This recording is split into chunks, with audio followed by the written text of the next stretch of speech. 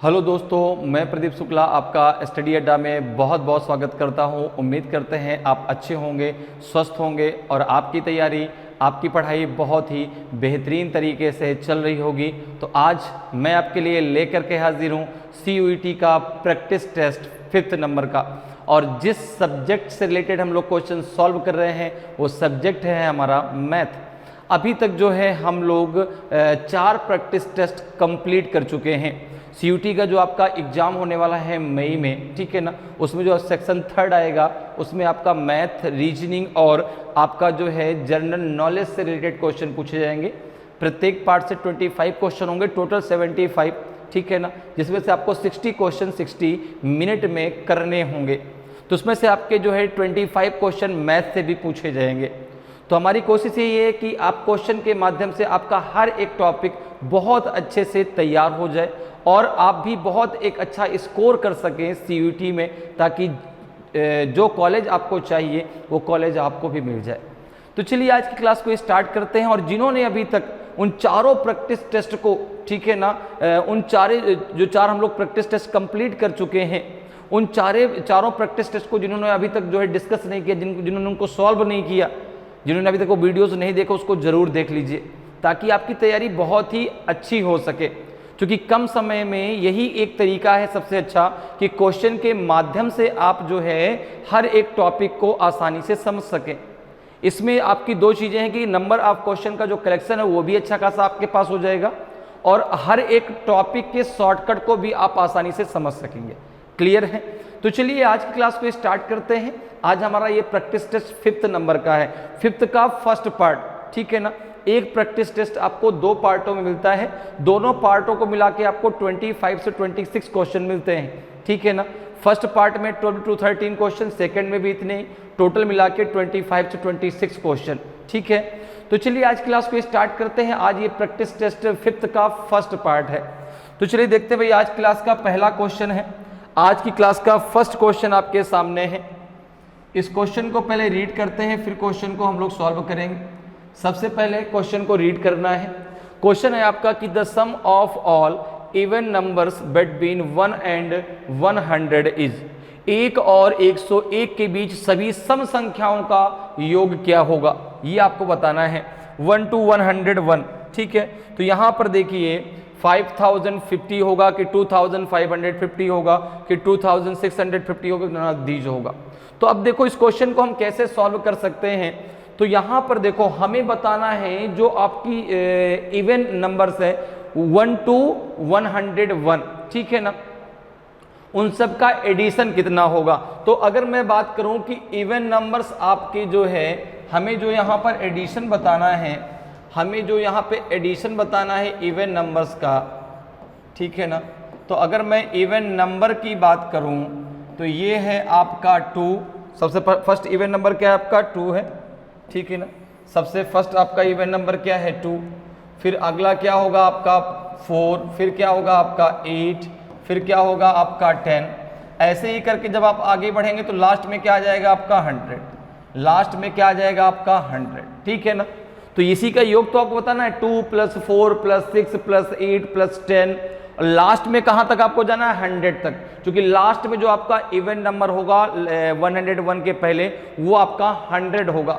अब यहाँ पर देखो अगर मैं बात करूँ, यहाँ पर अगर मैं यहाँ से 2 को कॉमन ले लूँ, 2 को अगर मैं बाहर ले लूँ तो कितना बचेगा आपका 1, ये हो जाएगा आपका 2, ये हो जाएगा आपका 4, ये हो जाएगा आपका 5, और ऐसे ही जब आप आगे बढ़ेंगे तो ये हो जाएगा प्लस का 50, कितना हो जाएगा प्लस का 50।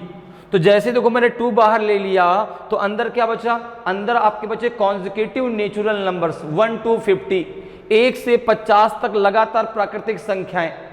अब आपको अगर अब यहाँ पर अगर देखें तो आपको पता है कि जो है लगातार अर्थात कॉन्जिक्यूटिव नेचुरल नंबर्स का सम क्या होता है, ठीक है ना। कॉन्जिक्यूटिव नेचुरल नंबर्स का सम क्या होता है, n × n + 1 / 2, ठीक है ना। तो यहाँ पर देखो अगर हम बात करें तो कॉन्जिक्यूटिव नेचुरल नंबर्स का सम क्या होता है, तो आपने कहा 2 × ठीक है ना। अब यहाँ पे ये फॉर्मूला लगा दें तो n × n + 1 / 2, ठीक है ना। क्या होता है formula, n × n + 1 divided by 2, ये होता है लगातार, ठीक है ना, या कह सकते हैं क्रमागत, ठीक है ना, प्राकृतिक संख्याओं का योग, ठीक है। तो यहां पर देखो ये आपके कॉन्जिक्यूटिव नेचुरल नंबर्स ही तो आ जाएंगे, 1 2 3, यहां पे क्या आ जाएगा, एक मिनट, यहां पे 6 आना चाहिए ना, यहां पे आपका पहले 6 आएगा तब तो 8 आएगा, तभी तो यहाँ गड़बड़ हो रहा है। यहाँ पे क्या आ जाएगा आपका बच्चा, यहाँ पे आ जाएगा पहले 6, तब यहाँ पे हो जाएगा 8, तो यहाँ पे हो जाएगा 3, यहाँ पे हो जाएगा 4, फिर आगे आपका 10 आएगा, ठीक है ना। तो 1 2 3 4 5 6 7 8 9, कहाँ तक जाएंगे आप, 50 तक। तो ये लगातार जो प्राकृतिक संख्याएं हो गई, और जो है लगातार प्राकृतिक संख्याओं का योग क्या होता है आपका, n इंटू एन प्लस 1/2। अब यहाँ पे n की वैल्यू कितनी आ जाएगी, यहाँ पे n की वैल्यू की अगर हम बात करें तो n बराबर हो जाएगा यहाँ पर 50, n बराबर क्या हो जाएगा आपका 50, n बराबर क्या हो जाएगा आपका 50, तो ये जाएगा आपका 50/2 और इंटू हो जाएगा आपका भाई n into n plus 1, n into n plus 1, तो जाएगा 50 इंटू 50 प्लस 1 डिवाइडेड बाई हो जाएगा आपका 2, ठीक है, क्लियर है। तो इसको आप लिख सकते हैं 2 इंटू कितना हो जाएगा आपका 50 इंटू 51 अपॉन 51 अपॉन हो जाएगा 2, तो 2 से 2 कैंसिल हो जाएगा, 50 का इसमें मल्टीप्लाई कर दो तो 0 आ जाएगा, 5 1 जा 5, 5 5 जा 25, 2550 आपका आंसर हो जाएगा, 2550 आपका आंसर हो जाएगा। तो ऑप्शन बी आपका सही आंसर होगा। क्लियर है, समझ में मेरी बात आ गई भाई। आपसे पूछा गया है कि 1 to 100 के सभी जो है इवन नंबर्स का सम क्या होगा, सभी सम संख्याओं का सम क्या होगा। तो अगर हम सम संख्याओं की बात करें तो भाई इवन नंबर्स कहाँ से स्टार्ट होंगे, पहला आपका 2 होगा, फिर 4, फिर 6, फिर 8 और लास्ट में क्या आएगा आपका 100। अब यहाँ से अगर हम 2 बाहर ले लेते हैं तो ये देखो ये आपके कॉन्जिक्यूटिव नेचुरल नंबर्स बन जाएंगे, ठीक है ना, 1 2 3 4 5 कहाँ तक 50 तक। अब आपके कॉन्जिक्यूटिव नेचुरल नंबर्स का सम का फॉर्मूला क्या होता है, n into n plus 1 divided by 2। यहाँ पे हमने अब यहाँ पे n बराबर कितना हो जाएगा 50 हो जाएगा, क्योंकि लास्ट नंबर क्या है आपका 50 है। तो 50 इंटू 50 प्लस 1 डिवाइडेड बाई 2, और ये 2 का हिस्सा जो हमने कॉमन लिया था तो ये 2 से 2 कैंसिल हो जाएगा, इसका मल्टीप्लाई को कितना आ जाएगा आपका 2550 आपका आंसर हो जाएगा। क्लियर है। नेक्स्ट क्वेश्चन पे आते हैं। नेक्स्ट क्वेश्चन जरा देखिए भाई क्या है। नेक्स्ट क्वेश्चन है आपका सेकंड नंबर क्वेश्चन। सबसे पहले आपका जो है आपको इसको रीड करना है। क्वेश्चन है आपका कि mister Tyagi spends 15% of his salary on entertainment, 35% of the remaining on children school fees and the rest money on saving. If his saving is 33,150 rupees, then what is the monthly salary of Mr. त्यागी। श्री त्यागी अपने वेतन का 15% मनोरंजन पर, शेष का 35% बच्चों की school fees पर और शेष पैसा बचत पर खर्च करते हैं। यदि उनकी बचत 33,150 रुपये है तो श्री त्यागी का मासिक वेतन कितना है। इन चारों में कौन सा सही आंसर होगा। तो देखो जरा, हम मान लेते हैं, हमने मान लिया कि let the monthly salary of mister Tyagi, let the monthly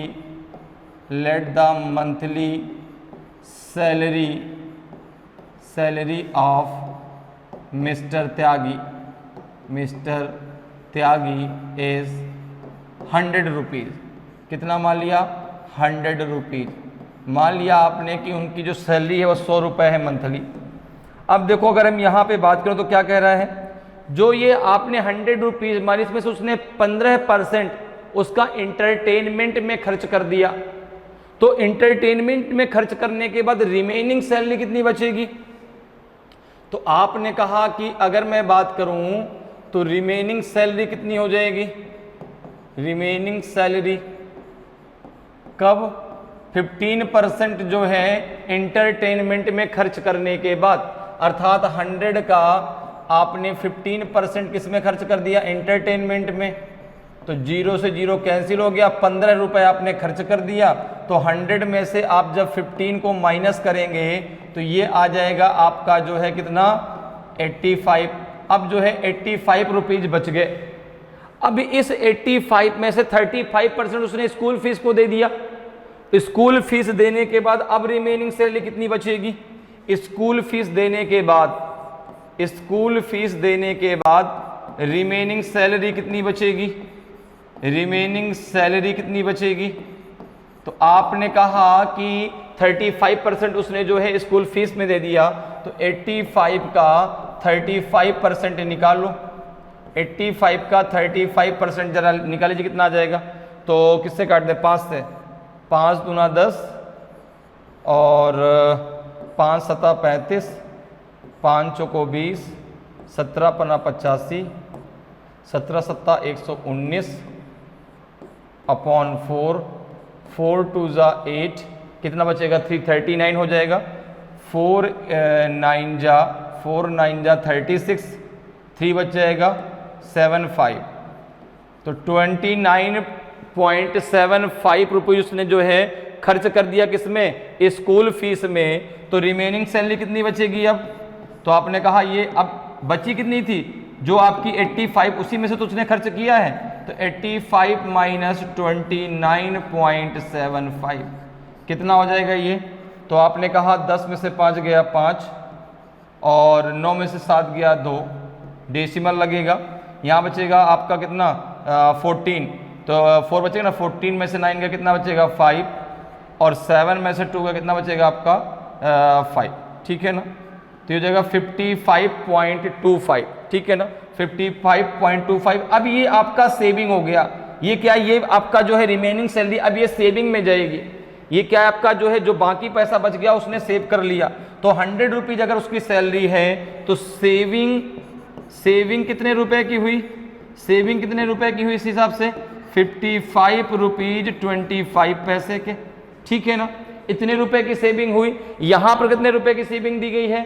33,150 की। तो यहां पर इस केस के में बराबर कर लो। तो ये हो जाएगा आपका 55.25 इक्वल्स टू 33150। तो 1 इक्वल्स टू हो जाएगा आपका 33150। डेसिमल हटा दो तो ऊपर 100 का मल्टीप्लाई कर दो और नीचे हो जाएगा आपका 5525। क्योंकि मैंने यहाँ पे क्या कर दिया, आपका डेसिमल हटा दिया। तो डेसिमल जब हटाएंगे तो यहाँ क्या हो जाएगा आपका? क्योंकि डेसिमल के बाद 2 अंक है तो 2 आप ऊपर जीरो बढ़ा दो।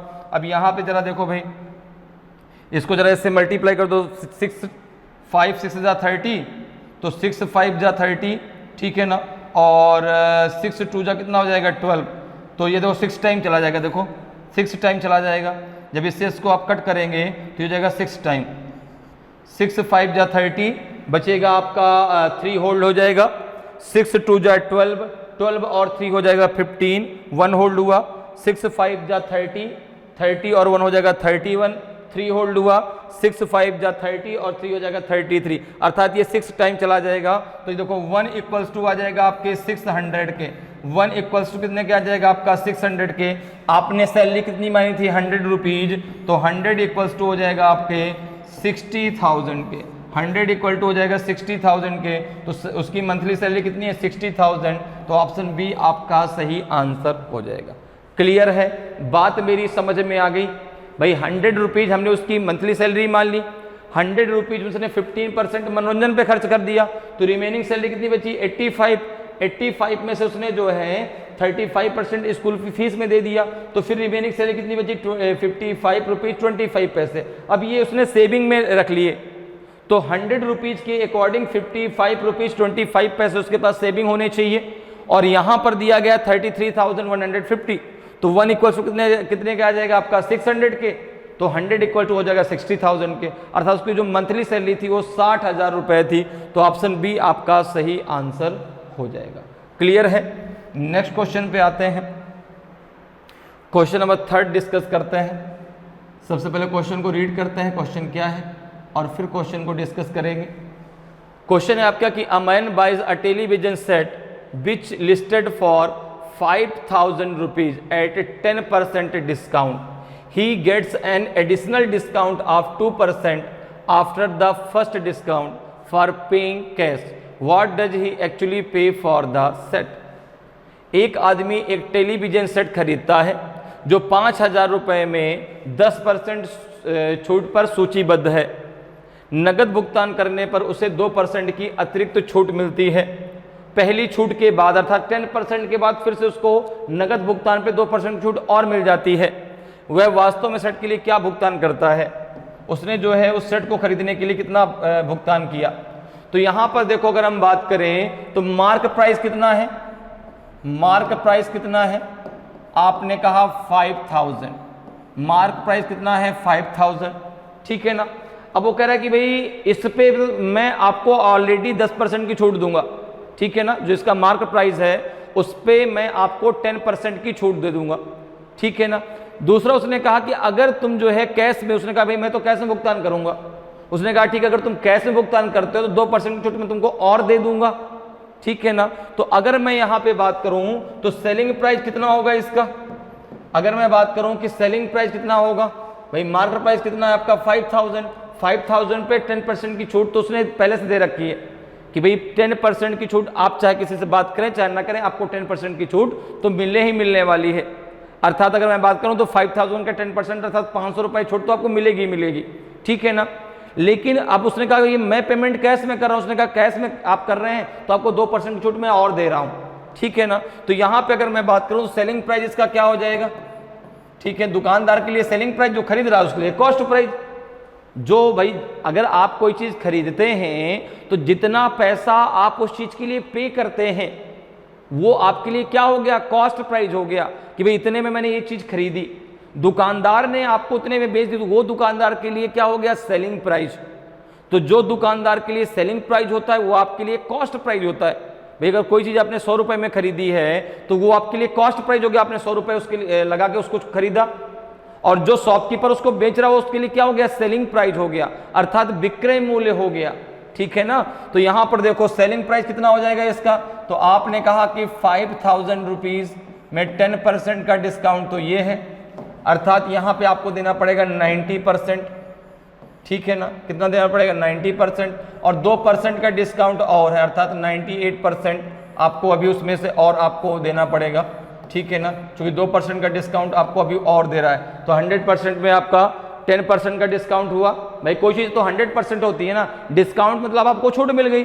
तो 100 में से आपने 10% का डिस्काउंट दिया मतलब आपको 90% पैसा देना पड़ेगा, और उसमें आपको फिर से 2% की छूट और मिल गई मतलब आपको अब 98% जो है पैसा देना पड़ेगा।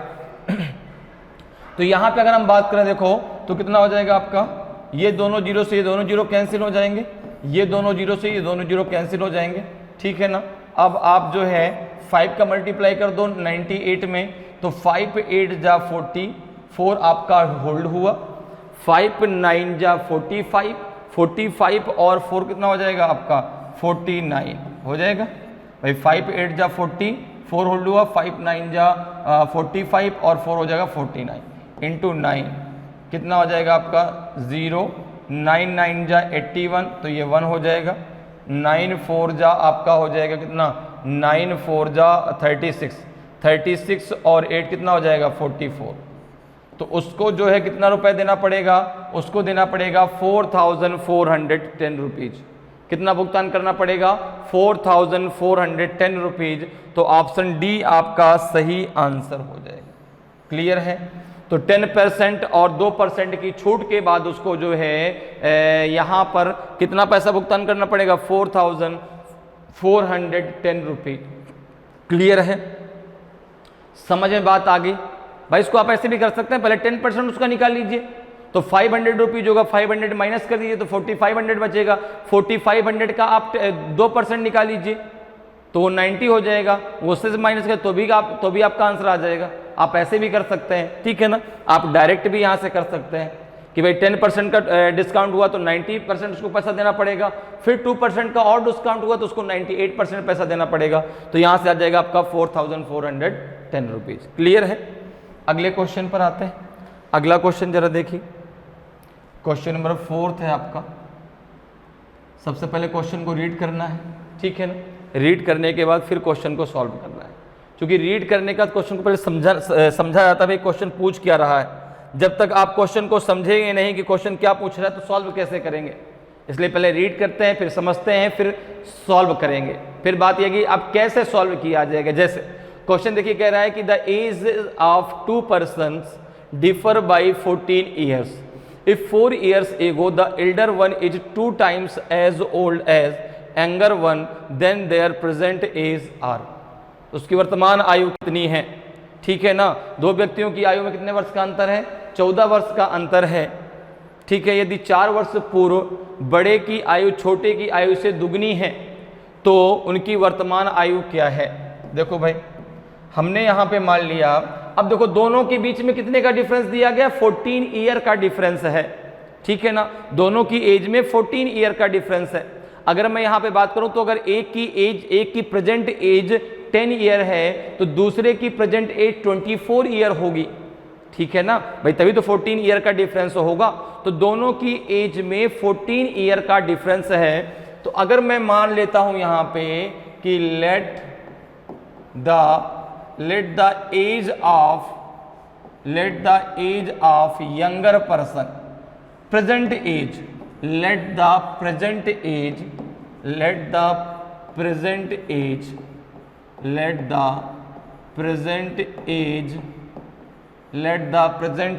ऑफ यंगर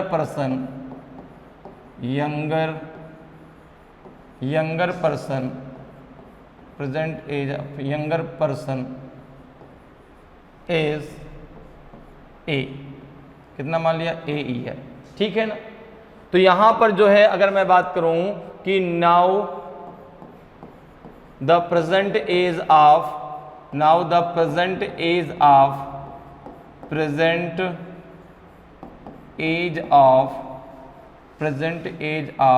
एल्डर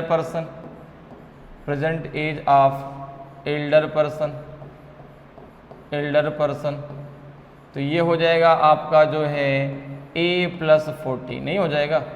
अगर जो है जो छोटा पर्सन है, जो यंगर पर्सन है, जो आपका छोटा भाई है, अगर उसकी एज x है, सॉरी A है, तो बड़े भाई की एज कितनी हो जाएगी? A+14, क्योंकि दोनों के बीच में कितने का डिफरेंस दिया गया? 14 ईयर का। तो अगर हमने यंगर पर्सन की एज A ईयर मान ली, ठीक है ना, तो इसकी कितनी हो जाएगी? A+14 ईयर हो जाएगी। अब देखो क्या कह रहा है। अब अगर मैं 4 ईयर एगो की बात करूं, अगर मैं 4 ईयर एगो की बात करूं तो 4 ईयर एगो इन दोनों की एज क्या हो जाएगी? 4 ईयर एगो जो है इन दोनों की एज क्या हो जाएगी? तो आपने कहा यंगर पर्सन की एज कितनी हो जाएगी? यंगर पर्सन की एज कितनी हो जाएगी? यंगर पर्सन की एज हो जाएगी आपकी 4 ईयर एगो कितनी हो जाएगी? A-4। ठीक है ना, और एल्डर पर्सन की एज कितनी हो जाएगी? एल्डर पर्सन की एज हो जाएगी, आपकी A+14 -4, तो ये आ जाएगा आपका A+10। कितना आ जाएगा आपका? A+10। क्लियर है बात? मेरी समझ में आ गई भाई। 4 वर्ष पहले, ठीक है ना, 4 ईयर एगो, अगर मैं आपसे बात करूं कि आज आपकी प्रेजेंट एज जो है 15 ईयर है, तो 4 ईयर एगो आपकी एज क्या रही होगी? तो आपने कहा 11 ईयर, और आफ्टर 4 ईयर क्या हो जाएगी? तो आपने कहा 19 ईयर। 4 वर्ष पहले मतलब पीछे जाना है। ठीक है ना, तो पीछे जाएंगे तो माइनस करेंगे, अगर आगे बढ़ना है तो प्लस करेंगे। तो 4 ईयर एगो आपकी एज कितनी थी? 11, और आफ्टर 4 ईयर आपकी एज कितनी हो जाएगी? 19 ईयर। ठीक है ना, तो इसने कहा कि भाई अगर हमने माना कि यंगर पर्सन की एज A ईयर है तो एल्डर की कितनी हो जाएगी? A+14। तो 4 ईयर एगो यंगर पर्सन की कितनी होगी? A-4, और एल्डर पर्सन की A+14 -4, तो ये हो जाएगा A+10। अब बात कर लेते हैं अकॉर्डिंग टू क्वेश्चन। अब हम बात करते हैं according to question. According to question, प्रश्न के अनुसार, अकॉर्डिंग टू क्वेश्चन अर्थात प्रश्न के अनुसार। अब देखो क्वेश्चन में क्या कहा गया है। यहां पे कहा गया कि if 4 years ago the elder one is 2 times age old age younger one. 4 वर्ष पहले जो बड़े की आयु थी वो छोटे की आयु की 2 गुना थी। ठीक है ना, तो एक चीज बताइए, अगर मैं कह दूं कि मेरी एज आपकी एज की 2 टाइम्स है, ठीक है ना, मेरी एज आपकी एज की 2 टाइम्स है, तो अगर आपकी एज को मेरी एज के बराबर करना है तो आपकी एज में 2 का मल्टीप्लाई करना पड़ेगा, ठीक है ना। आपकी एज में 2 का क्या करना पड़ेगा, मल्टीप्लाई, तभी तो आपकी एज मेरी एज के बराबर हो पाएगी। तो यहां पर देखिए हो जाएगा आपका जो है 4 ईयर एगो, यंगर पर्सन की एज कितनी है, a-4, तो यहां पे हो जाएगा a-4 इक्वल्स टू, अब देखो अगर मुझे a+10 के इसको बराबर करना है तो इसमें मुझे क्या करना पड़ेगा, 2 का मल्टीप्लाई करना पड़ेगा, क्योंकि जो बड़े भाई की आयु है वह छोटे भाई की आयु से 2 गुना ज्यादा है। तो अगर मुझे छोटे भाई की आयु को इसके बराबर में करना है तो मल्टीप्लाई 2 का किस में करना पड़ेगा, छोटे भाई की आयु में, ठीक है ना, तभी तो ये बराबर हो पाएगा। अब देखो इसको जरा सॉल्व कर लो, तो 2a-8 इक्वल्स टू a+10, जब आप यहाँ पे आगे सॉल्व करेंगे तो a एक तरफ कर लो, तो 2a - a हो जाएगा 10 + 8, तो ये हो जाएगा आपका a इक्वल्स टू 18, कितना हो जाएगा, a इक्वल्स टू 18, अर्थात छोटे भाई की एज कितनी है, छोटे भाई की एज कितनी है 18 ईयर, बड़े भाई कितनी आ जाएगी 18 + 14, तो ये हो जाएगा आपका 32 ईयर। तो अब ये प्रेजेंट एज आपने मानी थी, तो ये प्रेजेंट एज आई है, तो छोटे भाई की प्रेजेंट एज है 18 साल और बड़े भाई की प्रेजेंट एज है 32 वर्ष, तो ऑप्शन बी आपका सही आंसर हो जाएगा, ठीक है ना। 18 ईयर और 32 ईयर इनकी प्रेजेंट एज निकल करके आएगी, क्लियर है, तो ऑप्शन बी आपका सही आंसर हो जाएगा। आगे बढ़ते हैं, अगले क्वेश्चन पर आते हैं। अगला क्वेश्चन देखिए भाई क्या होगा, क्वेश्चन नंबर 5 है। सबसे पहले क्वेश्चन को रीड कर लीजिए और फिर क्वेश्चन को सॉल्व करते हैं। क्वेश्चन है कि द वैल्यू ऑफ 1 ब्रैकेट के अंदर 1 + 1/2 इंटू 1 + 1/3 इंटू 1 + 1/4 ... 1 + 1/20, ये किसके बराबर में होगी इसकी वैल्यू, 30:1/2 के, कि 40:1/2 के, कि 50:1/2 के, कि 60:1/2 के। देखो जरा भाई किसके बराबर में हो जाएगी इसकी वैल्यू। तो आपने कहा कि अगर हम यहाँ पर देखें, देखो 1 ये दिया गया है 1 + 1/2, फिर दिया गया है आपका 1 + 1/3, फिर दिया गया है आपका 1 + 1/4, ठीक है ना। इसी प्रकार से जो है आगे आपका यहाँ पे दिया गया है 1 अच्छा ये 1/119 भी आएगा, तब आपका आएगा यहाँ पे क्या आ जाएगा लास्ट में, यहाँ पे आ जाएगा आपका जो है आपका 1 + 1/120 आएगा कि नहीं आएगा भाई, 1 + 1/119, तब तो है 1 + 1/120, क्लियर है। अब देखो अगर मैं इसको सॉल्व करता हूँ तो मैं इसको क्या लिख सकता हूँ, आपने कहा इसका इसमें मल्टीप्लाई कर दो, इसको ऐड कर दो, तो 2 × 1 = 2 और 2 और 1 कितना हो जाएगा 3/2, मल्टीप्लाई का सिंबल लगा दिया, 3 × 1 = 3, 3 और 1 हो जाएगा 4/3, फिर मल्टीप्लाई का सिंबल लगा दो, 4 × 1 = 4 और 1 हो जाएगा 5/4। ऐसे ही ये आगे भी जो है प्रोसेस बढ़ती रहेगी। यहाँ पर क्या आ जाएगा आपका, ये हो जाएगा आपका 120/119 और ये मल्टीप्लाई हो जाएगा 121/120, हो जाएगा नहीं हो जाएगा। यहाँ तक सबको बात समझ में आ गई भाई। इसको आप कैसे सॉल्व करते हो, इसमें मल्टीप्लाई कर दो, ये प्लस कर दो, तो ये वैल्यू आ जाएगी। तो 2 × 1 = 2, 2 और 1 कितना हो जाएगा 3/2, ये 4/3, ये आपका 5/4। इसी प्रकार से आगे क्या आएगा आपका जो है 6 आपका आ जाएगा 5, क्या आ जाएगा 6/5। इसी प्रकार से आगे जो है प्रोसेस चलती रहेगी। ये कितना आ जाएगा आपका 120/119 मल्टीप्लाई 121/120, ठीक है ना। अब यहाँ पर देखो, यहाँ पर आपको क्या ध्यान देना, उस चीज को देखना है। आपको ये ध्यान देना कि जो आप तलवार चलाने वाले हैं, ठीक है ना, जिन दो को आप यहाँ पर खत्म करने वाले हैं, वो तलवार किस प्रकार से चल रही है, ठीक है ना। तो आपने कहा कि देखो ये तलवार ऐसे जाएगी, देखो ये 3 से 3, ये 4 से 4, 5 से 5, तो 120 से 120, इस प्रकार से 19 से 19 कट जाएगा। तो यहां पर क्या बचेगा, तो आपने कहा यहां बचेगा 1/2 और इधर क्या बचेगा 120/1, यही तो बचेगा। भाई ये तलवार ऐसे चल रही है तो क्या यहाँ 2 कटेगा, क्या नहीं कटेगा, तो यहाँ 1/2 बचेगा, इधर आपका लास्ट में क्या बच जाएगा 121/1 बच जाएगा। क्लियर है?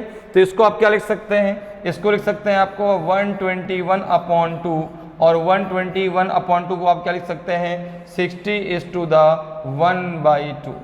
कितना लिख सकते हैं 60:1/2। तो ऑप्शन डी आपका सही आंसर हो जाएगा, ऑप्शन डी आपका सही आंसर हो जाएगा। क्लियर है? समझ में आया कैसे? ठीक है ना। तो सबसे पहले हमने इस प्रकार से सॉल्व कर लिया और यहां पर हमें ये देखना है कि तलवार किस प्रकार से चल रही है। अगर तलवार ऐसे चलती तो इधर ऊपर का नंबर बचता, इधर नीचे का नंबर बचता। ठीक है ना। अगर तलवार आपकी ऐसे चलती तो शुरुआत में ऊपर का नंबर और लास्ट में नीचे का नंबर। अब चूंकि तलवार ऐसे चल रही है तो शुरुआत में नीचे का नंबर और लास्ट में ऊपर का नंबर बचेगा। क्लियर है? तो यहां पे आंसर आ जाएगा आपका जो है 60:1/2। अगले क्वेश्चन पे चलते हैं। देखिए अगला क्वेश्चन क्या है आपका, क्वेश्चन नंबर 6 है।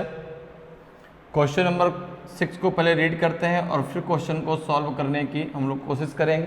ठीक है, कोशिश अपनी लगातार जारी रहनी चाहिए। क्वेश्चन है आपका कि 3 pipes ABC can fill a cistern in 8 hours, 10 hours and 15 hours respectively. Find the time taken by all the 3 pipes to fill the tank when pipes are working together. 3 pipe ABC एक टंकी क्रमशः 8 घंटे, 10 घंटे और 15 घंटे में भर सकते हैं। जब पाइप एक साथ काम कर रहे हों तो तीनों पाइपों द्वारा टैंक को भरने में लगने वाला समय ज्ञात कीजिए। यहाँ पर देखिए 3 पाइप है जिनको एक टंकी को फिल करना है, एक A है, एक B है और C है। तीनों टंकी को भरने का काम करते हैं। ठीक है ना। तो अब ये जो है तीनों भरने का काम करते हैं तो भाई जो किसी वर्क को करने में जो समय लगता है वो इफिशियंसी के अकॉर्डिंग लगता है, अर्थात क्षमता के अनुसार लगता है। ठीक है ना भाई। जिसकी क्षमता ज़्यादा होगी वह किसी भी काम को उसको करने में कम समय लगेगा और जिसकी क्षमता कम होगी, जिसकी इफिशियंसी कम होगी, उसको उसी काम को करने में ज़्यादा समय लगेगा। ठीक है ना। तो यहाँ पर देखिए अगर हम बात करें तो 3 पाइप हैं, एक A है, एक B है और एक पाइप है C। तीनों टंकी को फिल करने का काम करते हैं तो हमने तीनों के ऊपर लगा दिया प्लस। ठीक है ना। अगर भाई एक टंकी को खाली करने का काम करते हैं उसके ऊपर हम लगा देते हैं माइनस, लेकिन तीनों जो है टंकी को भर रहे हैं तो हमने तीनों में क्या लगा दिया प्लस। अब देखो इनका समय दिया गया, कितना कितना समय लगता है। तो अगर A अकेले काम करता है तो इसको 8 hours लगते हैं, B को जो है 10 hours लगते हैं और C को 15 hours लगते हैं। ठीक है ना। तो ये आपका दिया गया है टाइम, ये आपको दिया गया है टाइम। अब यहाँ से निकल के आएगी आपकी इफिशियंसी। क्या निकल के आएगी? इफिशियंसी। तो जो किसी भी काम को करने में जो समय लगता है वह क्षमता के अकॉर्डिंग लगता है। ठीक है ना। तो अगर मैं इफिशियंसी की बात करूं तो सबसे पहले मैं निकाल लेता हूं टोटल वर्क। क्या निकाल लेता हूं? टोटल वर्क जो इन्हें करना है। टोटल वर्क कैसे निकलेगा?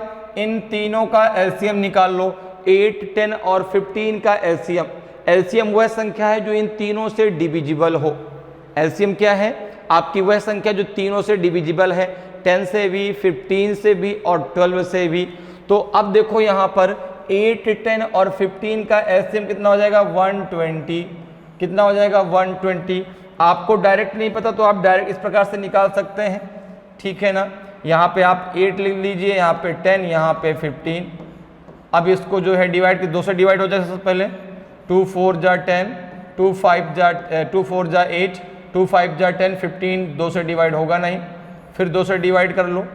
2 2 जा 4, 5 एंड 15, फिर 2 से डिवाइड कर दीजिए, हो जाएगा 1, 5 एंड 15, फिर 3 से डिवाइड कर दीजिए तो 1, 5 एंड 5, लास्ट में 5 से डिवाइड कर दीजिए। अब देखो इन सब का आपस में मल्टीप्लाई कर लो तो 2 2 जा 4, 4 2 जा 8, 8 3 जा 24, 24 5 जा 120। तो इनका जो एलसीएम हो जाएगा वो आपका 120 हो जाएगा। क्लियर है। अब देखो इसको कितना समय लग रहा है अकेले काम करने में? 8 घंटे। 8 का जरा आप 120 में भाग दीजिए तो इसकी इफिशियंसी कितनी निकल के आएगी? 15। 10 का भाग दीजिए कितने निकल के आएगी आपकी 12, और 15 का भाग दीजिए कितनी इफिशियंसी निकल के आएगी आपकी 8। ठीक है ना। तो ए की जो है काम करने की क्षमता कितनी है 15 है, बी की आपकी 12 है और सी की आपकी 8 है। क्लियर है। अब अगर मैं टोटल इफिशियंसी की बात करूं, अगर मैं इन तीनों की टोटल इफिशियंसी की बात करूं तीनों को मिला के, तो ये कितना निकल के आएगा ए प्लस बी प्लस सी, तीनों की टोटल इफिशियंसी कितनी निकल के आएगी, तो आपने कहा 15 प्लस 12 प्लस 8 कितना हो जाएगा आपका, ये हो जाएगा 35। कितना हो जाएगा 35। अच्छा टोटल वर्क है कितना, जो इन तीनों को मिलके करना है वो है 120।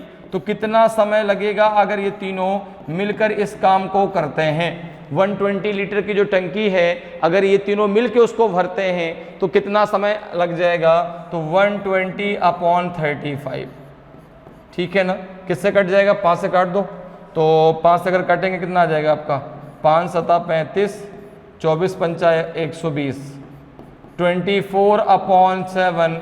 24/7 को आप क्या लिख सकते हैं, 7 3 जा 21, 3:3/7 आवर्स, 3:3/7 आवर्स आपका सही आंसर होगा।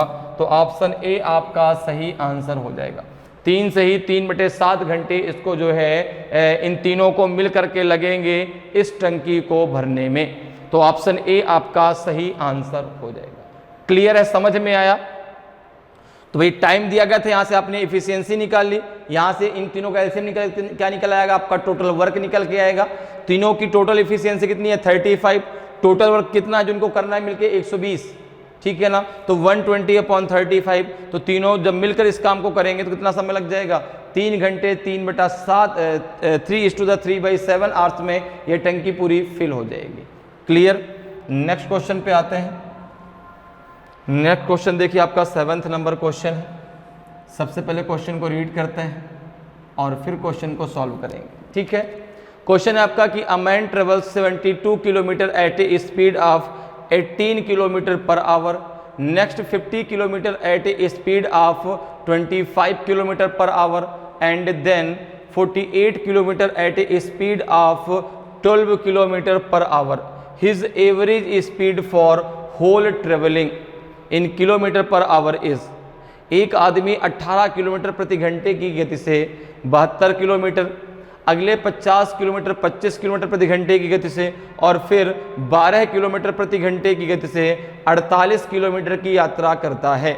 तो पूरी यात्रा के लिए उसकी औसत गति किलोमीटर प्रति घंटा में है, कितनी है ये आपको बतानी है। तो देखो भाई, एवरेज स्पीड इक्वल्स टू होता है, एवरेज स्पीड इक्वल्स टू होता है टोटल डिस्टेंस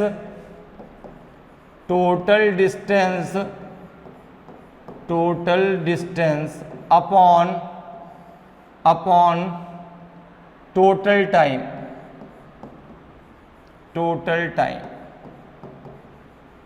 ठीक है ना।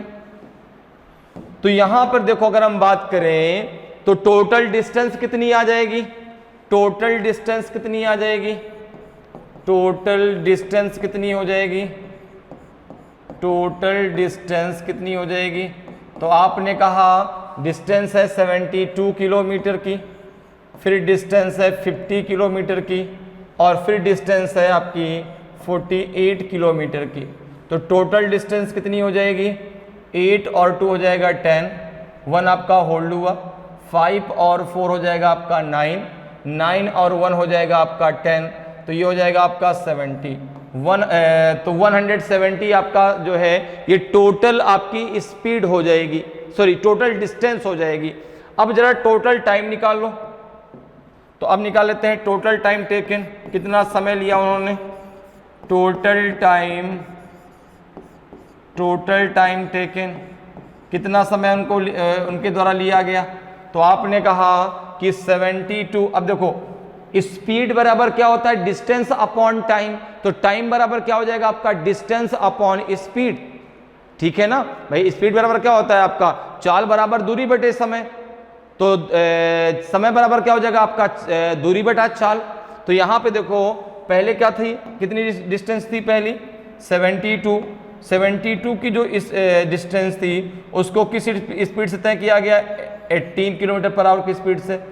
फिर डिस्टेंस आपकी जो है 15 किलोमीटर की जो डिस्टेंस थी, सॉरी 50 किलोमीटर की जो डिस्टेंस थी वो 25 की स्पीड से तय की गई, और जो 48 किलोमीटर की स्पीड थी वो आपकी 12 किलोमीटर पर आवर की स्पीड से तय की गई।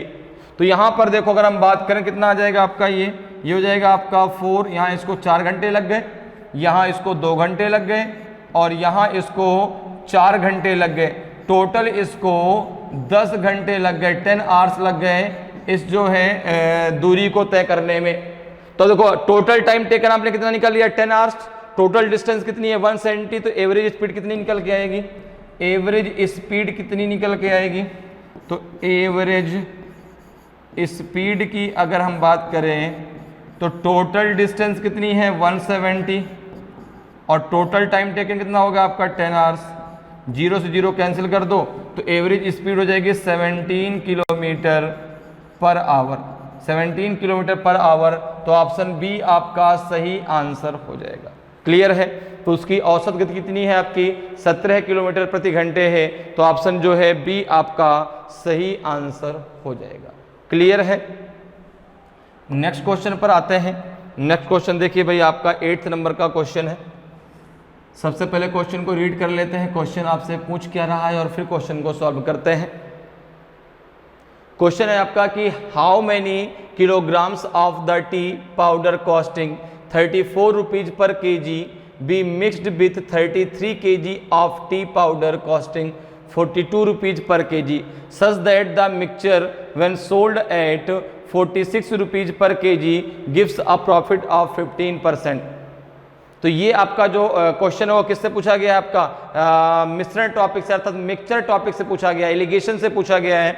यहाँ पर देखिए कि 34 रुपीज प्रति किलोग्राम मूल्य वाले कितने किलोग्राम चाय पाउडर को 42 रुपीज प्रति किलोग्राम मूल्य वाले 33 किलोग्राम चाय पाउडर में मिलाया जाए, जिससे कि मिश्रण को 46 रुपये प्रति किलोग्राम की दर से बेचने पर 15% का लाभ हो।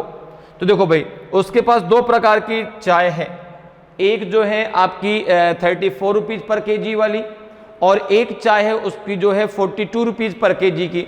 अच्छा 42 रुपीज पर kg की कितनी चाय 33 kg है, ठीक है ना। और दोनों को मिला के उसने एक नया मिक्सचर तैयार किया और उस मिक्सचर को बेच रहा है कितने पे 46 रुपीज पर kg पे, तो उसको 15% का क्या हो गया, लाभ हो गया। तो यहां पर देखो अगर मैं बात करूं तो यहाँ पर आपका जो है यहाँ पे आपको जो है एक जो चाय दी गई कितनी दी गई है 34 रुपीज पर kg की। तो एक जो चाय है जो फर्स्ट टी आपकी दी गई है उसका कॉस्ट प्राइस कितना है आपका 34 rupees per kg, 34 rupees per kg, ठीक है ना। और यहाँ पर जो सेकेंड टी है उसकी कॉस्टिंग कितनी है, तो उसकी कॉस्टिंग है 42 रुपीज पर kg। अच्छा ये मात्रा भी दी गई है, ये क्वांटिटी भी दी गई है कितनी 33 kg, इसकी क्वांटिटी भी दी गई है 33 kg। क्लियर है। अब देखो अगर मैं यहाँ पे बात करूं तो जो मिक्सचर इनको दोनों को मिला के जो मिक्सचर बना, ठीक है ना, जो मिक्सचर है उसका सेलिंग प्राइस कितना है, मिक्सचर का एसपी कितना है। तो आपने कहा कि मिक्सचर का सेलिंग प्राइस है 46 रुपीज, ठीक है ना। प्रॉफिट कितना हो रहा है उस पर, प्रॉफिट हो रहा है उसको जो है यहाँ पर कितने का 15% का। तो अगर मैं बात करूं कि इसका सीपी कितना होगा, इसका सीपी कितना होगा, ठीक है ना, इसका सीपी कितना होगा, तो कॉस्ट प्राइस ऑफ मिक्सचर, ठीक है ना। इसको हम मीन प्राइस भी कह सकते हैं भाई, मीन प्राइस इसलिए दोनों को मिला के मिक्सचर बनाया गया, तो उसका जो है मीन प्राइस ही तो होगा कि भाई उसका जो मीन प्राइस है अर्थात उसका जो उसने मिक्सचर बना के तैयार किया उसका कॉस्ट प्राइस कितना पड़ रहा है उसको। तो अगर मैं बात करूं कि कॉस्ट प्राइस कितना होगा मिक्सचर का, तो आपने कहा 46 अपॉन 15% का प्रॉफिट है तो 115 इंटू हो जाएगा आपका 100, ठीक है ना। अब देखो जरा इससे किससे 5 से कैंसिल कर दो, कितना हो जाएगा 5 2 जा 10, 5 3 जा 15, 5 2 जा 10, 23 टू जा 46, तो 20 टू जा हो जाएगा 40। तो अब जो मिक्सचर है उसका कॉस्ट प्राइस कितना है 40। अब लगा दो एलिगेशन का रूल। देखो एलिगेशन का रूल दो प्रकार के हैं, एक आपका फर्स्ट प्रकार का टी है, एक सेकंड प्रकार का, ठीक है ना। फर्स्ट प्रकार का जो टी है उसका रेट कितना 34 रुपीज़, सेकंड प्रकार का 42 रुपीज़। मीन प्राइस कितना निकला आपका 40 रुपीज़। यहाँ पे इसका माइनस इधर आएगा, इसका जो माइनस होगा वो इधर जाएगा, तो 42 माइनस 40 कितना आ जाएगा आपका 2। यहाँ पे रेशियो आ जाएगा, इनके बीच का ये रेशियो है, ठीक है ना। 40 से जब 34 को माइनस करेंगे तो ये आ जाएगा आपका 6, तो ये रेशियो हो जाएगा आपका 1:3। कितना आ जाएगा 1:3। अब जो सेकंड प्रकार की टी है उसका जो है आपको क्वांटिटी भी दी गई कितनी 33 kg, 33 kg। तो यहाँ पे अगर मैं बात करूँ तो देखो 3 = आपका 33 kg हो जाएगा।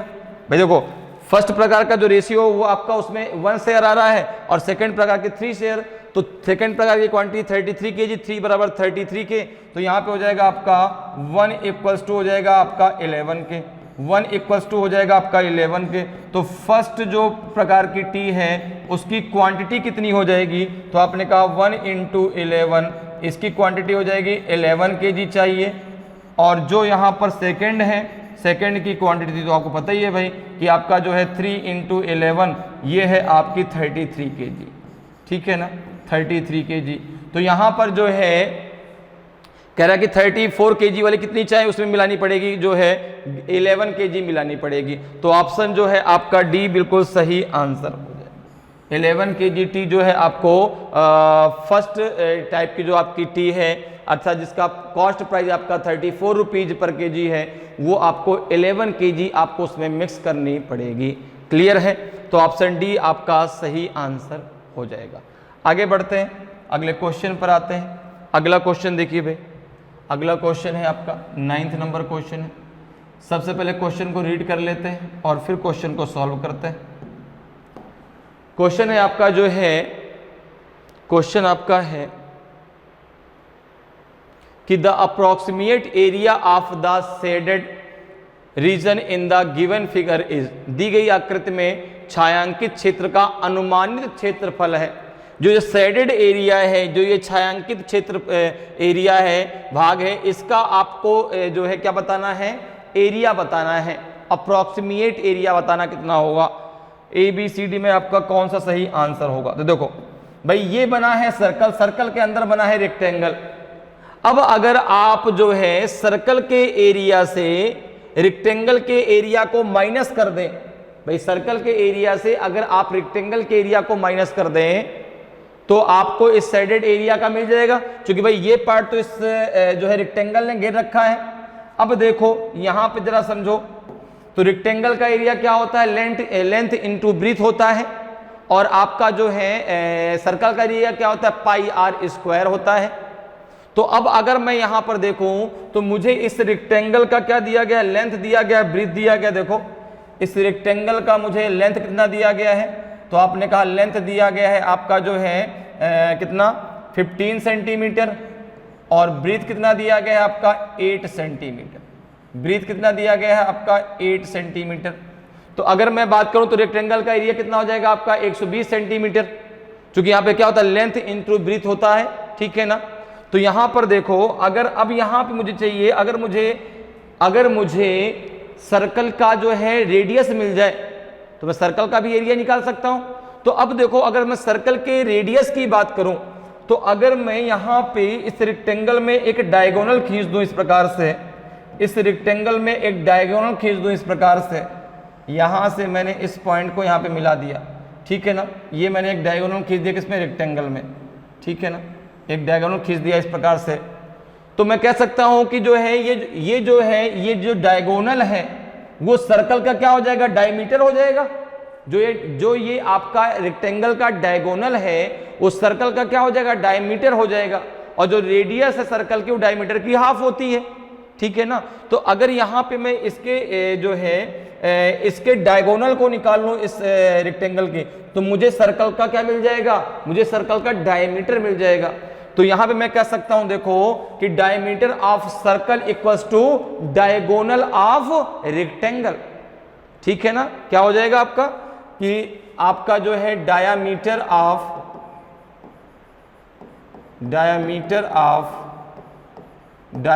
ऑफ सर्कल इक्वल्स टू हो जाएगा आपका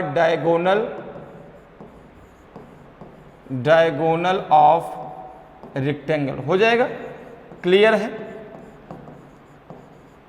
रेक्टेंगल।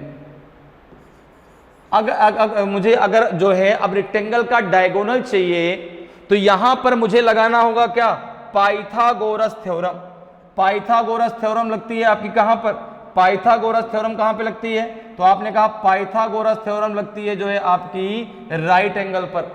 तो अब यहां पर मुझे लगाना होगा जो है पाइथागोरस थ्योरम। पाइथागोरस थ्योरम देखो, तो जो आपका राइट एंगल बनता है उसके सामने वाली भुजा क्या होती है, जो राइट एंगल, अब ये राइट एंगल बनेगा ना, यहाँ पे ये राइट एंगल बनेगा, ये राइट एंगल, तो इसके सामने वाली भुजा क्या है आपकी, हाइपोटेनस, ये आपका बेस और ये आपका परपेंडिकुलर। ये 8 सेंटीमीटर तो ये भी 8 सेंटीमीटर होगा, ये 15 सेंटीमीटर तो ये भी 15 सेंटीमीटर होगा। आमने सामने की जो भुजाएं हैं वो रेक्टेंगल में समान होती हैं, बराबर होती हैं। तो ये अगर 8 है तो ये भी 8 है, ये आपका 15 है तो ये भी 15 है। तो यहाँ पे देखो अगर मैं बात करूँ डायगोनल ऑफ रेक्टेंगल कितना होगा, डायगोनल ऑफ रेक्टेंगल, तो आप एक काम करो, इसको यहाँ पे ABCD कुछ नाम दे दो। इस पॉइंट को आपने नाम दे दिया A, इस पॉइंट को आपने नाम दे दिया B और इस पॉइंट को आपने नाम दे दिया C। ठीक है ना। अब अगर मैं यहां पर आपसे बात करूं तो डायगोनल क्या हो जाएगा, AB हो जाएगा। AB की जरा वैल्यू निकाल लेते हैं, कितनी आएगी। इसको आपने क्या नाम दे दिया है, B, ध्यान रखिएगा। इसको आपने C और इसको आपने A। आपको वैल्यू चाहिए AB की, आपको किसकी वैल्यू चाहिए, AB की। तो ये हो जाएगा AB equals to, Pythagoras theorem क्या होती है आपकी, हाइपोटेनस का स्क्वायर इक्वल्स टू, अब इसका जब स्क्वायर हटाएंगे तो ये रूट में रख चला जाएगा, हाइपोटेनस का स्क्वायर जब हटा देंगे तो रूट पे चला जाएगा। तो ये हो जाएगा आपका परपेंडिकुलर का स्क्वायर प्लस आपका बेस का स्क्वायर। तो ये हो जाएगा AC का स्क्वायर प्लस आपका जो है हो जाएगा BC का स्क्वायर। तो यहां पर देखो क्या हो, कितना हो जाएगा आपका, AC कितना है आपका, AC कितना है 8 हो जाएगा। तो 8 का स्क्वायर अब प्लस हो जाएगा आपका 15 का स्क्वायर। तो ये हो जाएगा आपका 64 प्लस हो जाएगा आपका 225। तो ये हो जाएगा आपका कितना, ये हो जाएगा आपका 289। तो ये आ जाएगा आपका 17, ये हो जाएगा आपका 17। तो AB की वैल्यू कितनी आ जाएगी, अर्थात डायगोनल ऑफ रेक्टेंगल कितना आ जाएगा, 17। तो अगर मैं बात करूं कि रेडियस ऑफ सर्कल कितना हो जाएगा, रेडियस ऑफ सर्कल कितना हो जाएगा, अगर मैं आपसे पूछूं कि रेडियस ऑफ सर्कल कितना हो जाएगा, तो आपने कहा हो जाएगा 17/2। कितना हो जाएगा, 17/2। अब देखो यहां पर जो है अगर मुझे इस शेडेड एरिया का जो है क्या चाहिए, क्षेत्रफल चाहिए, तो मैं रेक्टेंगल के क्षेत्रफल को जो है सर्कल के क्षेत्रफल से क्या कर दूंगा, माइनस कर दूंगा। तो अगर मैं बात करूं कि एरिया ऑफ द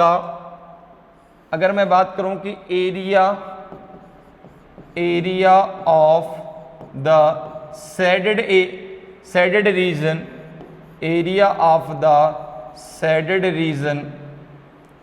रीजन, तो ये हो जाएगा आपका जो है क्या हो जाएगा, पाई आर स्क्वायर से आप माइनस कर दें L इंटू बी को। ठीक है, पाई आर स्क्वायर क्या है आपका, सर्कल का एरिया है, और L इंटू बी आपका क्या है, रेक्टेंगल का एरिया है। लेंथ इंटू ब्रीथ आपका रेक्टेंगल का एरिया होता है और पाई आर स्क्वायर आपका सर्कल का एरिया होता है।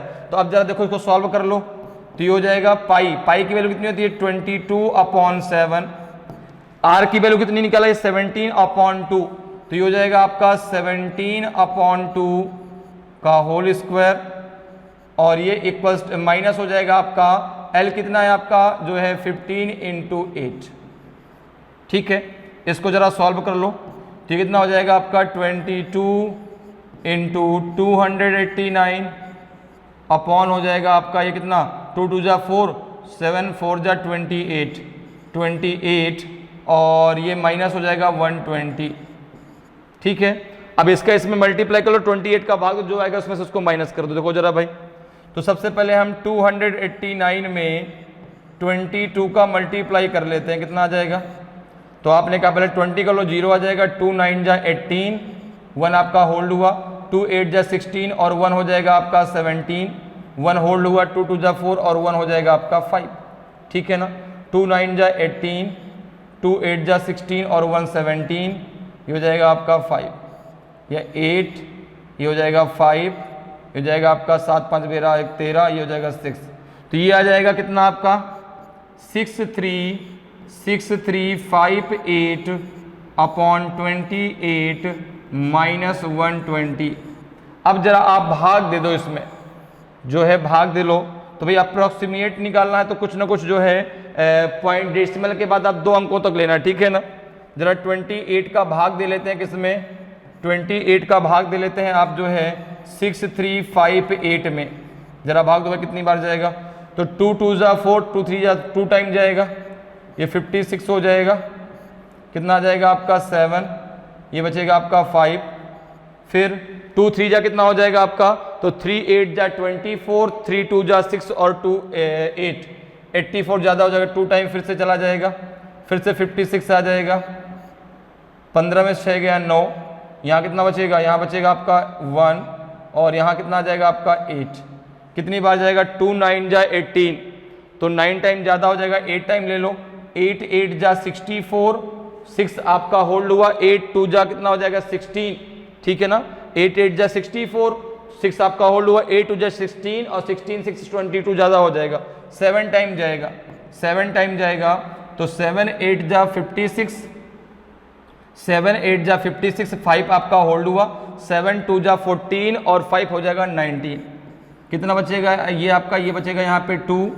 अब यहाँ पे डेसिमल लगाया, 0 बढ़ाया, भाग नहीं जाएगा, एक बार और ले लो, यहाँ पे एक 0 और बढ़ा दो। कितनी बार जाएगा आपका? 2 9 जा 18, तो 9 8 जा 72, 9 2 जा 18 ज़्यादा हो जाएगा, 8 टाइम में भी ज़्यादा हो जाएगा, क्योंकि 8 टाइम जब आप करेंगे तो कितना आ जाएगा? 22 समथिंग आएगा, ठीक है ना। तो ये 7 टाइम जाएगा, 7 टाइम फिर से जाएगा, ठीक है ना। तो कितना ले लेंगे यहाँ पे? ये हो जाएगा आपका 227.07, ये हो जाएगा आपका 227.07 से आप 120 को माइनस करेंगे तो ये आ जाएगा 107.07। कितना आ जाएगा? 107.07। तो ऑप्शन ए आपका सही आंसर हो जाएगा।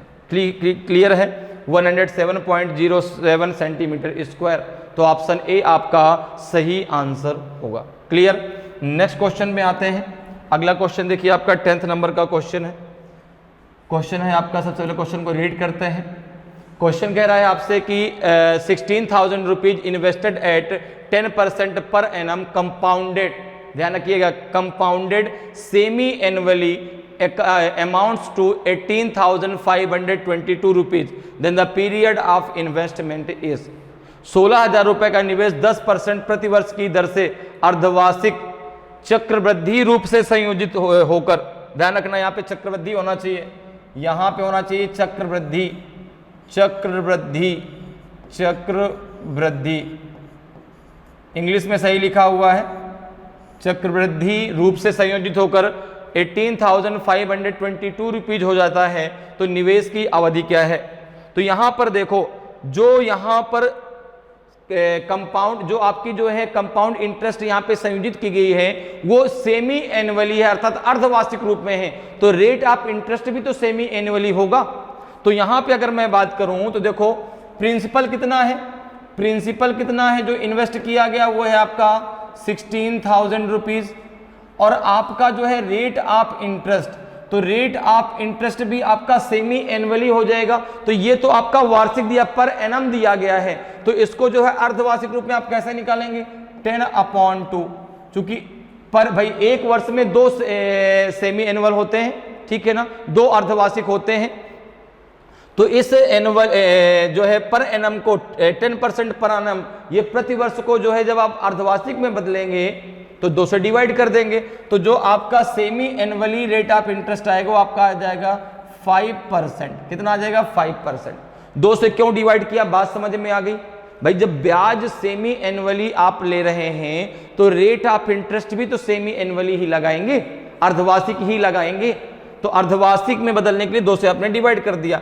टाइम आपको बताना है और जो अमाउंट है, जो कंपाउंड अमाउंट बना है जाकर के, वो कितना बना है? वो बना है 18,522, वो बना है 18,522। और आपको यहाँ पे जो टाइम है अर्थात जो टी है वो आपको निकालना है। तो कंपाउंड अमाउंट, ठीक है ना, कंपाउंड अमाउंट का फार्मूला लगा दो। कंपाउंड अमाउंट का फार्मूला क्या होता है?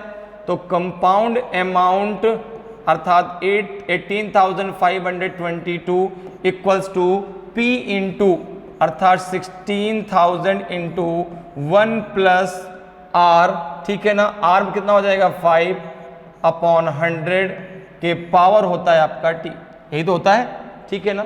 P into 1 plus r upon 100 के पावर टी, ठीक है। आर कितना है आपका? 5%, 100 पहले से लगा था, 5/100 हो जाएगा। तो कितना हो जाएगा आपका? हो जाएगा 5 1 जा 5, 5 2 जा 20। तो ये हो जाएगा, देखो आपका, इसको आप आगे लिख सकते हैं कि 18,522 अपॉन 16,000 इक्वल्स टू हो जाएगा आपका 21/20 के पावर हो जाएगा आपका टी। क्लियर है? अब यहां पर देखो, इसको जरा कैंसिल करो, किससे? 2 से कैंसिल हो जाएगा क्या? 2 से जरा कैंसिल कर लो भाई। तो 2 8 जा 16, ये 8,000 हो गया। ये कितना हो जाएगा आपका? 2 9 जा 18, 2 2 जा 4, यहां बचेगा 1, 2 6 जा 12, 2 1 जा 2। तो ये हो जाएगा जो है आपका, ये हो जाएगा आपका 21/20 के पावर टी इक्वल्स टू हो जाएगा आपका 9,261 अपॉन 8,000। तो अब देखो, अब जब इसको आप आगे सॉल्व करेंगे तो यहां पर हो जाएगा आपका 21/20 के पावर टी, और ये जो है आपका 9,261 ये होता है आपका 21 का क्यूब, और 8,000 होता है आपका 20 का क्यूब। तो इसका हो जाएगा आपका होल ऑफ क्यूब। 21 का क्यूब क्या होता है आपका? 9,261, और 20 का होता है 8,000। तो यहां पर देखो, जब बेस बराबर हो तो पावर आपस में बराबर हो जाती है। तो t बराबर आ जाएगा 3। अब देखो, ये जो टाइम आएगा ना, वो आपका जो है ईयर में नहीं आएगा, ये आपका जो है जो टाइम आएगा वो अर्धवार्षिक में आएगा, ठीक है ना। तो 3 सेमी एनुअल आएगा, 3 सेमी एनुअली आएगा, ठीक है ना, एनुअली आएगा, ठीक है ना। तो ये अर्थात 3 अर्धवार्षिक। तो टाइम जो है आपका 3 सेमी एनुअली आया, 3 अर्धवार्षिक आया, और 3 अर्धवार्षिक का मतलब हो गया, अगर इसको हम ईयर में कन्वर्ट करते हैं तो 1:1/2 ईयर, अर्थात आपका जो है 1.5 वर्ष हो गया। कितना हो गया? 1.5 वर्ष हो गया। भाई 2 सेमी एनुअली मिलके 1 ईयर बनेगा, और एक तो बच जाएगा ना, तो 6/12 वो हो जाएगा। तो 3 सेमी एनुअली का मतलब होता है आपका 1:1/2 ईयर। तो ऑप्शन जो है आपका सी बिल्कुल सही आंसर हो जाएगा। तो निवेश की अवधि क्या है आपकी? 1.5 वर्ष की है, तो ऑप्शन सी आपका सही आंसर होगा। क्लियर है? नेक्स्ट क्वेश्चन पे आते हैं। नेक्स्ट क्वेश्चन देखिए, आपका 11वें नंबर का क्वेश्चन है। सबसे पहले क्वेश्चन को रीड कर लेते हैं और फिर क्वेश्चन को सॉल्व करते हैं। क्वेश्चन है आपका कि A and be together start a business and invest the capital in the ratio 23:24 if 6% of the total profit paid to the public dominated association for charity and each share is 1,656 rupees. What was the total profit? ए और B मिलकर एक व्यवसाय शुरू करते हैं और पूंजी का निवेश 23:24 के अनुपात में करते हैं। यदि कुल लाभ का 6% दान के लिए सार्वजनिक प्रभुत्व वाले संघ को दिया जाता है और ए का हिस्सा 1,656 रुपए है, तो कुल लाभ क्या था? आपको टोटल प्रॉफिट बताना है, ठीक है ना। तो देखो, यहां पे इन्वेस्टमेंट रेशियो क्या दिया गया है? अगर मैं बात करूं कि ratio of investment, ratio of investment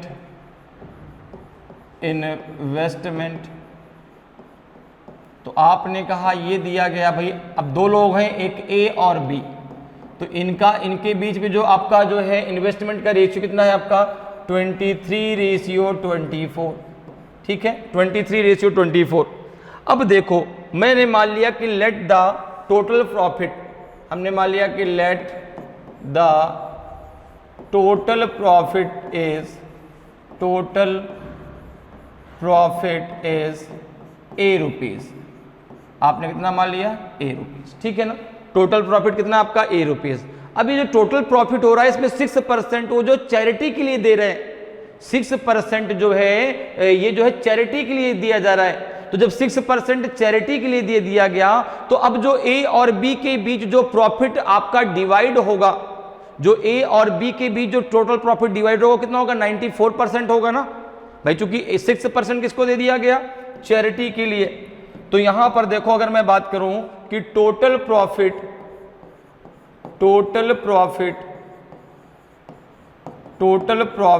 ठीक है ना। तो टोटल प्रॉफिट का जो आपका 6% किसके लिए दिया गया? आपका चैरिटी के लिए। तो total profit 6% goes to charity, ठीक है ना। 6% गोज टू चैरिटी, ठीक है ना। तो ये बताओ कि जब 6% आपका चैरिटी के लिए दे दिया गया तो आपका ए और बी के बीच कितना प्रॉफिट जाएगा? तो आपने कहा कि 100 - 6 ये हो जाएगा आपका 94%। तो यहां पर जो है ए और बी के बीच जो डिवाइड होगा वो कितना होगा आपका? 94A/100, 94A/100, ठीक है ना। तो ए और बी के बीच कितना डिवाइड होगा प्रॉफिट? तो आपने कहा ए और बी के बीच जो प्रॉफिट डिवाइड होगा वो हो जाएगा 94A/100, ठीक है ना। इतना परसेंट प्रॉफिट ये ए और बी के बीच डिवाइड होगा। अब देखो अगर मैं बात करूं तो यहां पे ए का प्रॉफिट कितना है, ए का हिस्सा उस प्रॉफिट में कितना ये दिया गया है। तो अगर मैं बात करूं कि ए का शेयर कितना होगा, अगर मैं बात करूं कि ए शेयर ए का हिस्सा कितना है, तो आपने कहा कि यहां पर जो है आपका कितना है, इसमें रेशियो में 23 है, टोटल कितना है आपका 47। तो 23 है 47 में से, 23 है 47 में से।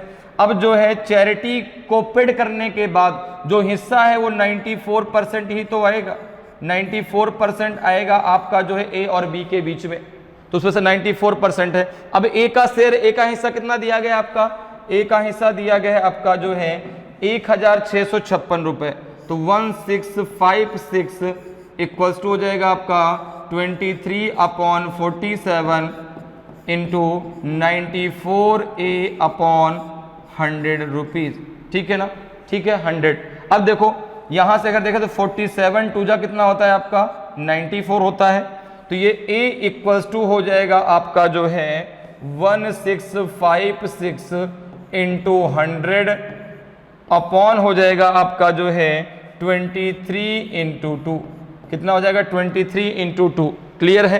तो ये जगह आपका 46, कितना हो जाएगा? 46, ठीक है। या फिर एक काम करो, इसको जो है इससे कट कर दो, तो 2 5 जा 2 ये 50 हो जाएगा, और 23 से इसको कट कर दो, तो 23 का जरा भाग दे लो, 23 का आप भाग दे दो किसमें? 1656 में, 1656 में।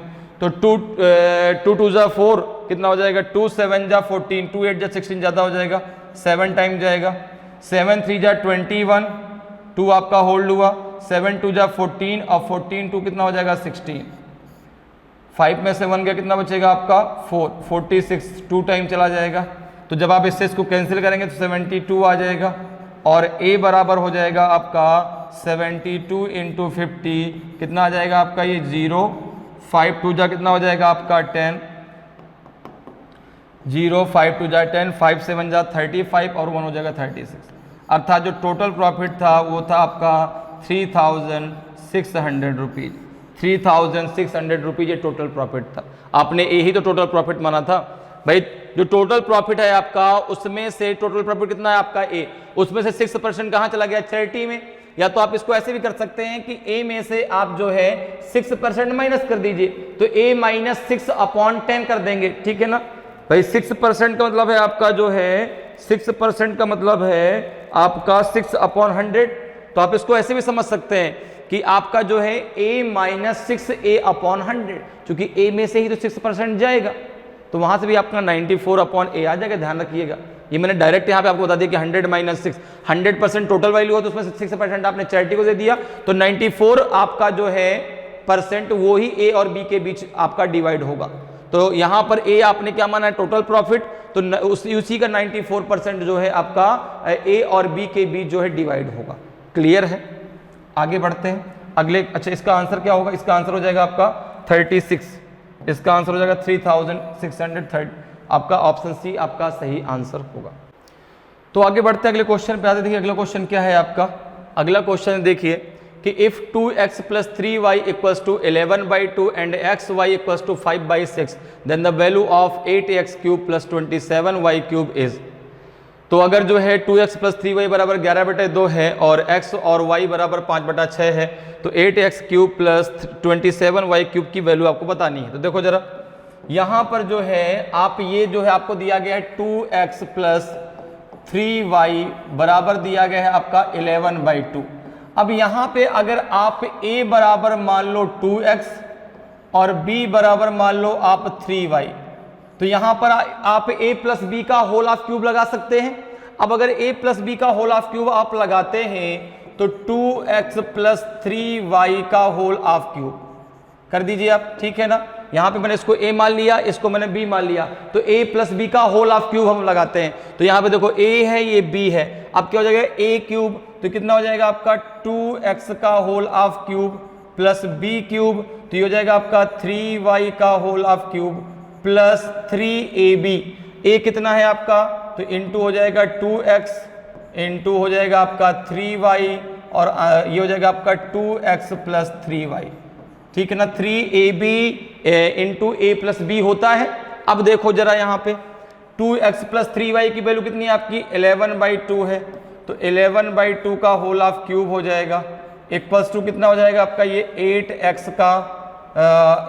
का होल ऑफ क्यूब प्लस हो जाएगा आपका ये 27y का होल ऑफ क्यूब, ये हो जाएगा प्लस। अब देखो x और y की वैल्यू आपको पता कितनी है 5/6 है, ठीक है। तो जाएगा 3 2 जा 6, 6 3 जा 18 इंटू x इंटू y की वैल्यू कितनी 5/6, तो 5 हो जाएगा ये 6 और 2x + 3y की वैल्यू है 11/2।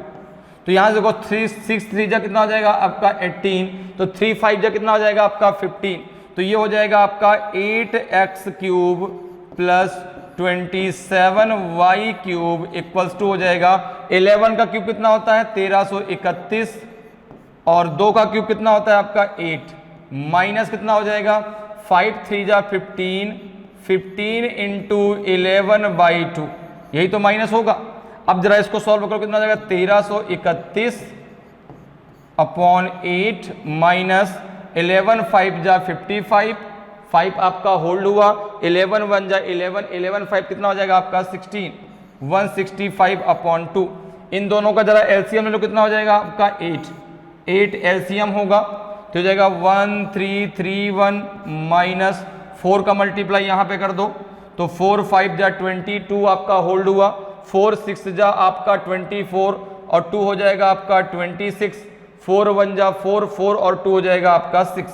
इसको जरा माइनस कर कितना जाएगा आपका 1, ये हो जाएगा आपका 7, ठीक है ना, और ये हो जाएगा आपका 671/8, ठीक है। तो ऑप्शन ए आपका सही आंसर हो जाएगा, ऑप्शन ए आपका सही आंसर हो जाएगा। क्लियर है, समझ में आया भाई। ए बराबर आपने मान लिया 2x, बी बराबर मान लिया आपने 3y और यहाँ पे आपने यहाँ पे लगा दिया a + b का होल ऑफ क्यूब, तो a + b का होल ऑफ क्यूब क्या होता है a³ + b³ + 3ab into a + b, और वहां से आपको वैल्यू मिल गई किसकी 8x³ + 27y³ की, कितनी मिल जाएगी आपकी 671/8, ठीक है। तो जो आपका टेस्ट 5th था उसका जो फर्स्ट पार्ट में आज हम लोगों ने 12 क्वेश्चन सॉल्व किए। तो उम्मीद करते हैं कि आज क्लास आपको बहुत अच्छे से समझ में आई होगी। अगर आज की क्लास आपको अच्छी लगी हो, आज का वीडियो आपको अच्छा लगा हो और अभी तक आपने वीडियो को लाइक नहीं किया तो वीडियो को लाइक जरूर करें। अगर आप नए हैं और अभी तक आपने चैनल को सब्सक्राइब नहीं किया तो चैनल को सब्सक्राइब जरूर कर लें ताकि आपको क्लास की जानकारी समय समय पर मिलती रहे और आपकी तैयारी बेहतरीन तरीके से चलती रहे। तो आज इतना ही, फिर मिलेंगे। जय हिंद, जय भारत।